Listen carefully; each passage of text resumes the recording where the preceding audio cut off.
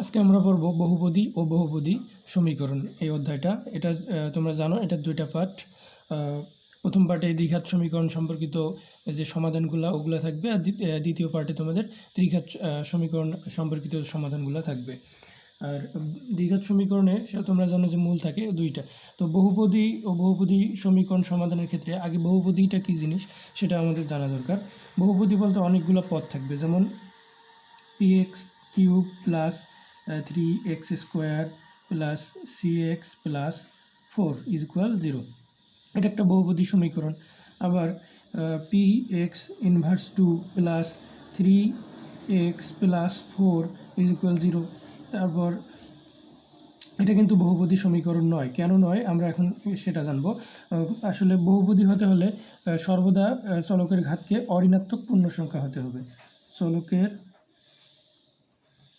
ঘাতকে সর্বদা অঋণাত্মক পূর্ণ সংখ্যা হতে হবে।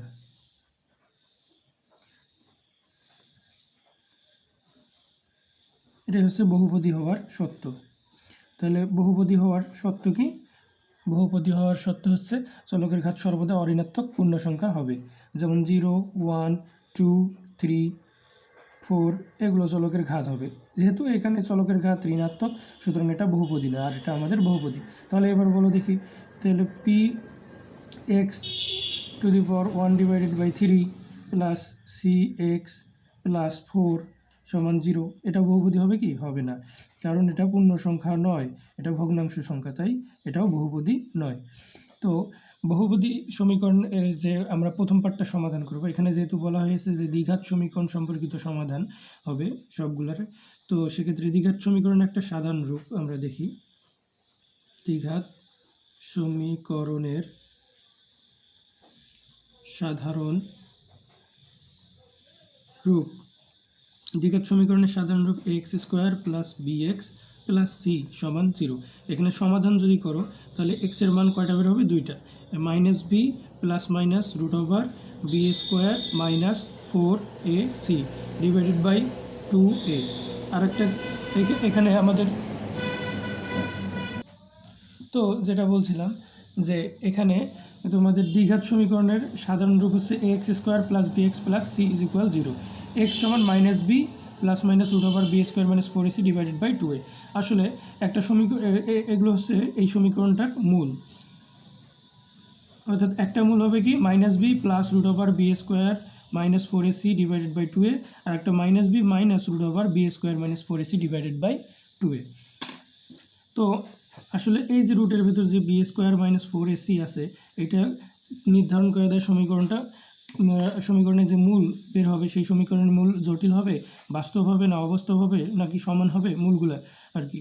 তো এই জন্য এই রুটের ভিতরে যেটা আছে b² মাইনাস 4ac, এটাকে আমাদের বলা হয় পিথায়ক অথবা নিশ্চায়ক। ঠিক আছে, তো এই পৃথক বা নিশ্চয়ক সম্পর্কে আমরা পরবর্তী ক্লাসে জানব। তো আজকে আমাদের তোমাদের জন্য কয়েকটা টাইপের অঙ্ক রেডি করেছি, সেই অঙ্কগুলো আমরা আজকে সলভ করব। তো বেসিক নিয়ম একই। তো এই দ্বিঘাত সমীকরণ সম্পর্কিত যে সমাধানগুলো আছে সেগুলোর ক্ষেত্রে আমরা এটা জিনিস মাথায় রাখবো, এই দুইটা সূত্র দিয়ে আমরা সবগুলো অঙ্ক করব। অর্থাৎ ax² plus bx plus c সমান যদি 0 হয়, একটা মূল আমরা আলফা, আর একটা মূল কি অপরটি বিটা ধরব। তো আমাদের এখানে মূলদ্বয়ের যোগফল হবে। প্রথমে আমরা কি করব? এই সমীকরণগুলো সমাধান করার ক্ষেত্রে মূলদ্বয়ের যোগফল আলফা প্লাস বিটা সমান -b divided by a। -b বলতে কার সহগ? x এর সহগ, অর্থাৎ সূত্রে মাইনাস x এর সহগ ডিভাইডেড বাই a মানে কার সহগ? x² এর সহগ, x² এর সহগ। এই জায়গাটা ভুল করবে না, মাইনাস কিন্তু সূত্রের মাইনাস। আবার মূলদ্বয়ের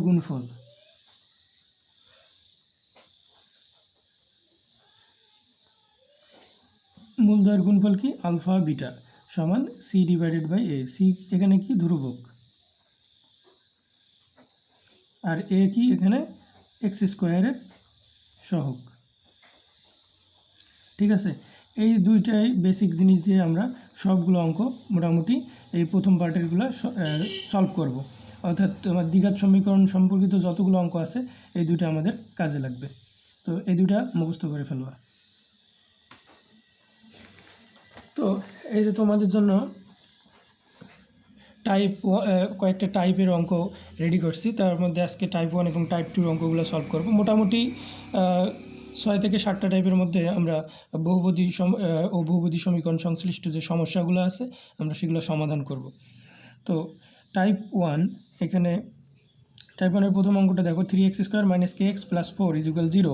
সমীকরণের একটি মূল অপরটির 3 গুণ হলে, একটা মূল অপরটার কয় গুণ? 3 গুণ হলে কে এর মান নির্ণয় করো। অর্থাৎ এটি কিন্তু তোমাদের ঢাকা ইউনিভার্সিটি এবং অন্যান্য বোর্ড পরীক্ষায়ও আসছিল। এটা ম্যাক্সিমাম ক্ষেত্রে ক নম্বরে আসে। তো দেরি না করে চলো এই আজকে আমাদের প্রথম অঙ্কটা দিয়ে শুরু করি।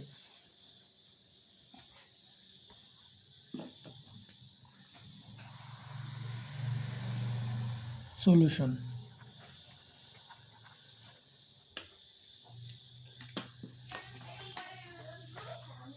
তো এখানে আমাদের প্রথম অঙ্ক কি? 3x², অর্থাৎ 3x² - kx + 4 = 0। সমীকরণের একটি মূল অপরটি 3 গুণ।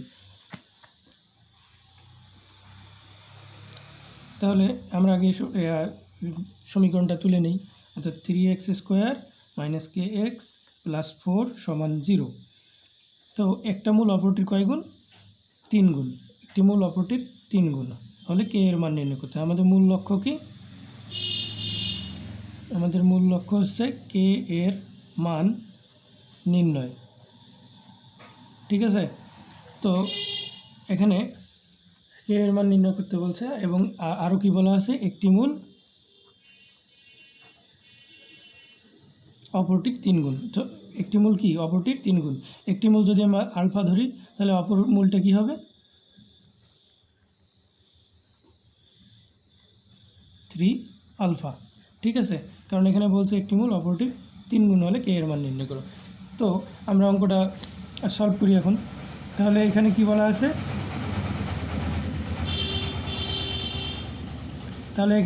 আছে? যে মূলদ্বয়ের যোগফল এবং মূলদ্বয়ের গুণফল, এটা সবগুলোর ক্ষেত্রে আমাদের কাজে লাগবে। তাহলে মূল এই দুটার কি করব আমরা? যোগফল প্রথমে শুরুতেই। তাহলে মূল দ্বয়ের যোগফল কি? আলফা প্লাস 3 আলফা সমান -b/a। এখানে কি দেওয়া আছে? -b/a, অর্থাৎ মাইনাস দিয়ে এক্সের সহগ মাইনাস দিলাম। সূত্রের এক্সের সহগ কি? -k ডিভাইডেড বাই এ, মানে এখানে কি? এক্স স্কোয়ারের সহগ অর্থাৎ 3 এখানে। তাহলে এটা মূলদ্বয়ের যোগফল হলো। তাহলে 4 আলফা সমান কে ডিভাইডেড বাই 3, অর্থাৎ মাইনাস মাইনাসে প্লাস। তাহলে আলফা সমান কে ডিভাইডেড বাই কত? 3 4 12। আবার মূলদ্বয়ের এবার আমরা কি করব? গুণফল। এই যে দুইটা স্টেপ তোমাদের সবগুলো অঙ্কের ক্ষেত্রে। মূলদ্বয়ের গুণফল, মূলদ্বয়ের গুণফল আলফা ইন্টু 3 আলফা, অর্থাৎ মূল কয়টা? এখানে দুইটা, আলফা এবং 3 আলফা সমান C divided by A. C বলতে এখানে কি? ধ্রুবক আর এক্স স্কোয়ার সহগ, অর্থাৎ যে সমীকরণটা নিয়ে কাজ করতেছি সেটার ধ্রুবক কত? এখানে 4 ডিভাইডেড বাই এক্স স্কোয়ারের সহগ কত? 3। তাহলে এখানে 3 আলফা স্কোয়ার সমান 4 ডিভাইডেড বাই 3। এখন আমরা এখানে 3 3 9 আলফা স্কোয়ার দিতে পারি সমান কত? 4 থাকে। এখানে 9 আলফা স্কোয়ার, আলফার মান কত? কে ডিভাইডেড বাই 12 তার উপর স্কোয়ার সমান কত? 4। তাহলে এখন আমরা যদি গুণ করে দেই 9 into K square divided by 144 সমান 4। তাহলে 9k স্কোয়ার সমান আমাদের এখানে কত হবে? 4 144-এ কত হয়? যদি আমরা গুণ করি তাহলে 4 144-এ হবে 576। তাহলে কে স্কোয়ার সমান 576 ডিভাইডেড বাই 9 সমান হবে কত? 64। এখন কে সমান আমরা কত পাবো? √64।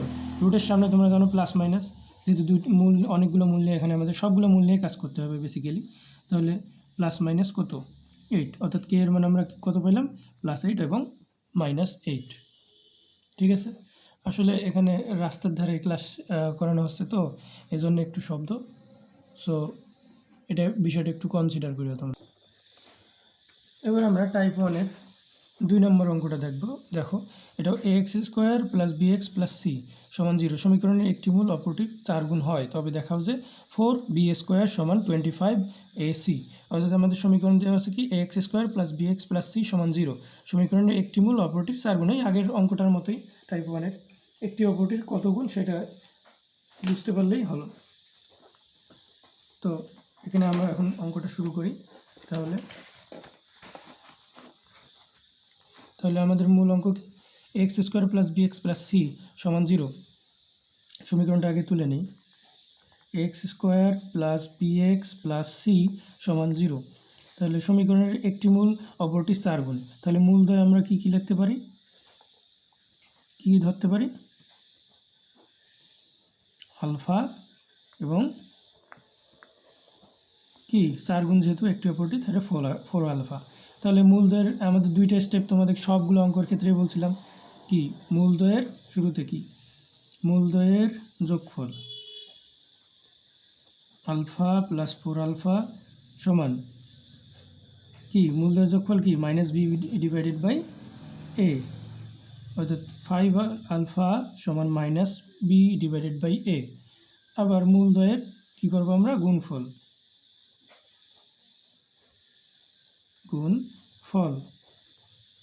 অর্থাৎ আমরা কি লিখবো এখানে আলফা ইন্টু 4 আলফা সমান সি ডিভাইডেড বাই এ, অর্থাৎ ধ্রুবক ডিভাইডেড বাই এক্স স্কোয়ারের সহগ, অর্থাৎ 4 আলফা স্কোয়ার সমান সি ডিভাইডেড বাই এ। আমাদের মূল লক্ষ্য মূলত এখানে কি লক্ষ্য হচ্ছে 4b স্কোয়ার সমান 25ac প্রমাণ করা। ঠিক আছে, তো এখন আমরা এখান থেকে কি করব 4 আলফা স্কোয়ার আছে, তাহলে এখানে আমরা ক্রস গুণ করে দিতে পারি 4, অথবা আমরা আলফার মান বসিয়ে দিতে পারি। আলফার মান কি 4 ইন্টু মাইনাস, এখান থেকে আলফার মানটা আমরা বের করে নিই, বা এখানে আলফা সমান কি হবে minus b divided by 5a। তাহলে এখানে minus b divided by 5a আলফার মান বের হয়েছে কিন্তু সমান সি ডিভাইডেড বাই এ, অর্থাৎ এখানে 4 আর এখানে স্কোয়ার আছে মাইনাস মাইনাসে plus b square divided by 25a সমান সি ডিভাইডেড বাই এ।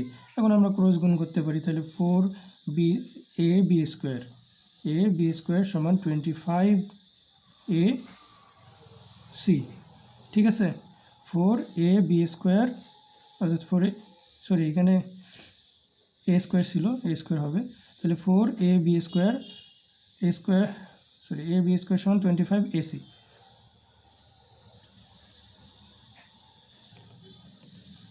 তাহলে 4 into minus b divided by 5a all square, অর্থাৎ আলফার মানটা আমরা বসিয়ে দিলাম, দেওয়ার পর 4 into b square divided by 25a square সমান a c divided by a. এখন আমরা যদি ক্রস গুণ করি তাহলে 4ab স্কোয়ার সমান 25a স্কোয়ার ইন্টু সি। তাহলে এখান থেকে এ যদি আমরা কেটে দিই তাহলে 4b স্কোয়ার থাকে এখানে রে আর এখানে রে, অথবা আমরা এরকম করতে পারি 25a square c divided by a. যদি আমরা কেটে দিই তাহলে এখানে কি থাকে 25a সি, অর্থাৎ 4b স্কোয়ার সমান 25ac, এটা প্রমাণিত হয়ে গেল। ঠিক আছে,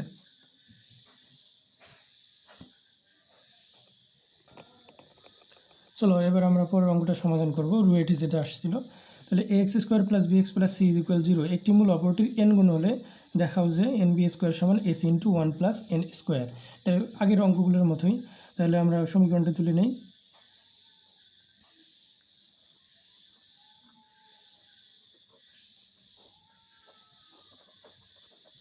এক্স স্কোয়ার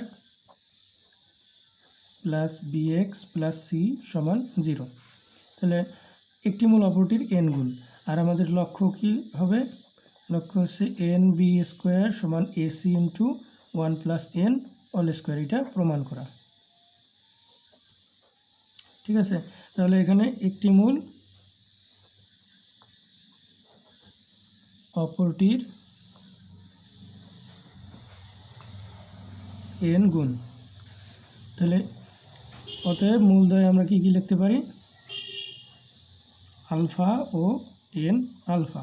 তাহলে আমাদের ওই আগের মতোই আগের স্টেপ ফলো করতে হবে। মূলদ্বয়ের যোগফল আলফা প্লাস এন আলফা সমান মাইনাস বি ডিভাইডেড বাই এ, এক্সের সহগ ডিভাইডেড বাই এক্স স্কোয়ারের সহগ।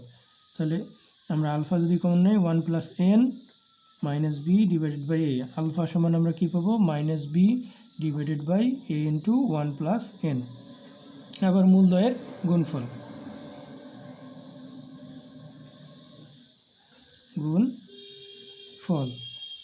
তাহলে মূলদ্বয়ের গুণফল কী হবে, আলফা ইন্টু এন আলফা সমান সি ডিভাইডেড বাই এ, অর্থাৎ ধ্রুবক ডিভাইডেড বাই এক্স স্কোয়ারের সহগ, অর্থাৎ এন আলফা স্কোয়ার সমান সি ডিভাইডেড বাই এ। তাহলে আলফা স্কোয়ার সমান আমরা কি পাই, সি ডিভাইডেড বাই এন এ।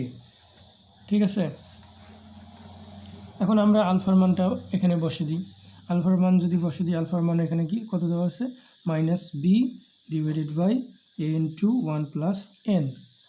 ঠিক আছে, তার উপর কি স্কোয়ার সমান সি ডিভাইডেড বাই এ। তাহলে এখান থেকে আমরা যদি সমাধান করি তাহলে কি পাই,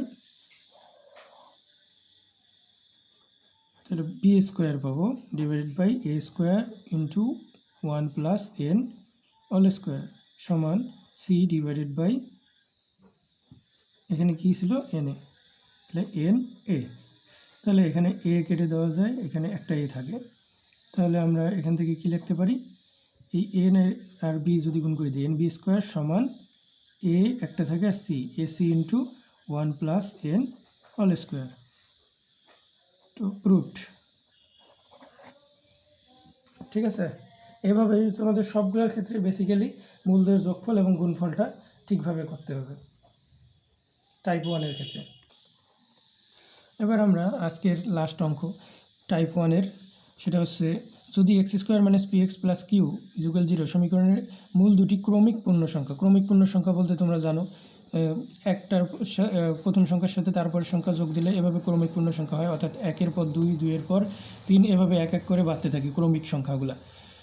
সো এখানে যেহেতু মূল দেওয়া নেই, তাহলে একটা মূল যদি আমরা আলফা ধরে নিই আর একটা আলফা প্লাস 1 হবে। তাহলে সমীকরণটা আমরা তুলে নিই, X square minus p x